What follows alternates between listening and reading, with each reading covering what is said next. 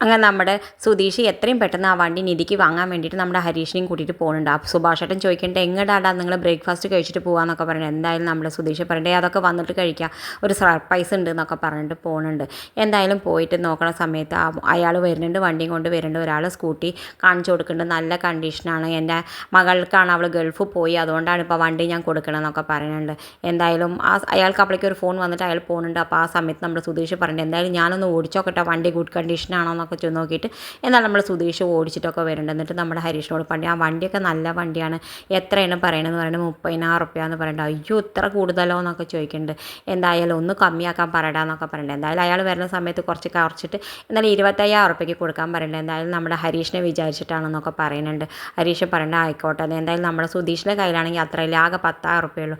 അത് കൊടുത്തിട്ട് പറയുന്നുണ്ട് ഞാൻ എത്രയും പെട്ടെന്ന് തരാമെന്നൊക്കെ, ഇന്ന് തന്നെ വണ്ടി വേണമെന്നൊക്കെ പറഞ്ഞിട്ട് എന്തായാലും അയാളോട് ഒരുവിധം വാക്കൊക്കെ പറഞ്ഞിട്ട് എന്തായാലും വണ്ടി കയ്യിലാക്കിയിട്ട് നമ്മുടെ സുധീഷ് വീട്ടിലേക്ക് കൊണ്ടുപോയി നിർത്തുന്നുണ്ട്. വീട്ടിലേക്ക് കൊണ്ടുപോയി നിർത്തുന്ന സമയത്ത് നമ്മുടെ സുഭാഷേട്ടനോട് പറയുന്നുണ്ട്, സുഭാഷേട്ടൻ ഞാൻ പോയിട്ട് നിധീനെ കൂട്ടിയിട്ട് വരട്ടെ, നിങ്ങളെല്ലാവരും ഈ വണ്ടിക്ക് ഒരു നല്ല പട്ട് പുതപ്പിച്ച് നിർത്തുന്നുണ്ട് എന്നൊക്കെ പറഞ്ഞിട്ട് ഉള്ളിൽ പോകുന്നുണ്ട്. ഉള്ളിൽ പോയിട്ട് നമ്മുടെ നിധീനെ കൂട്ടിയിട്ട് വരുന്നുണ്ട്. നിധി വായ കണ്ണടിച്ചിട്ട് വായ, നിനക്കൊരു സർപ്രൈസ് ഉണ്ട് പുറത്ത് എന്നൊക്കെ പറയുന്നുണ്ട്. എന്തായാലും നിധീനെ കണ്ണടിച്ചിട്ട് മെല്ലെ കൊണ്ടുവരുന്നുണ്ട് നമ്മുടെ സുധീഷ്. ആ സ്റ്റെപ്പിൻ്റെ മെല്ലെ നോക്കി ഇറങ്ങുന്നൊക്കെ പറയുന്നത് നമ്മുടെ നിധിയോട് നമ്മുടെ സുധീഷ്. എന്തായാലും നിധി കൈയൊക്കെ പിടിക്കേണ്ടതൊക്കെ കാണുമ്പോൾ നമ്മുടെ സുധീഷിന് വലിയ സന്തോഷമാവുണ്ട്. എന്തായാലും എന്നിട്ട് നോക്കുന്ന സമയത്ത് സ്കൂട്ടിയുമ്പോഴാണെങ്കിൽ ഒരു കീറ പുതപ്പ് പുതപ്പിച്ചിട്ടുണ്ട്. അയ്യോ നിങ്ങൾ എന്ത് പണിയുടെ കാണിച്ചതെന്നൊക്കെ പറഞ്ഞ നിധിയോട് പറഞ്ഞിട്ട് തുറക്കരുത് കേട്ടോ, ഞാൻ പറഞ്ഞിട്ട് തുറന്നാൽ മതി, മെല്ലെ പോയിട്ട് ആ കീറ ബെഡ്ഷീറ്റ് എന്തെങ്കിലും ഈ നല്ലൊരു പുതപ്പ് പുതയ്ക്കാൻ നിങ്ങൾ എന്ത് പണിയാണ് കാണിച്ചതെന്നൊക്കെ പറഞ്ഞിട്ട്, ഈ കീറിയ പുതപ്പാണോ പുതയ്ക്കുക എന്നൊക്കെ പറഞ്ഞ് കുറേ തെറി വിളിക്കും. അപ്പോഴേക്കും നമ്മൾ നിധി പറഞ്ഞ് ഞാൻ കണ്ണ് തുറക്കാൻ പോകുകയാണെന്ന് പറയുമ്പോഴേക്കും നികേഷ് വേഗം കംപ്ലീറ്റ് മാറ്റുന്നുണ്ട്. അപ്പോൾ നിധിക്ക് കാണുമ്പോൾ നല്ലൊരു സ്കൂട്ടി. നിധി ചോദിക്കേണ്ടത് ആർക്ക് വേണ്ടി, നികേഷിന് വേണ്ടിയിട്ടാണോ ചോദിക്കേണ്ടത്? അല്ല, സുഭാഷേട്ടൻ പറഞ്ഞത് നിനക്ക് വേണ്ടിയിട്ടാണ് മോളെ. ആ ശരിക്കും എന്ന് പറഞ്ഞിട്ട് ആ വേഗം ചാവി നമ്മുടെ സുധീഷ് കൊടുക്കുന്നുണ്ട്.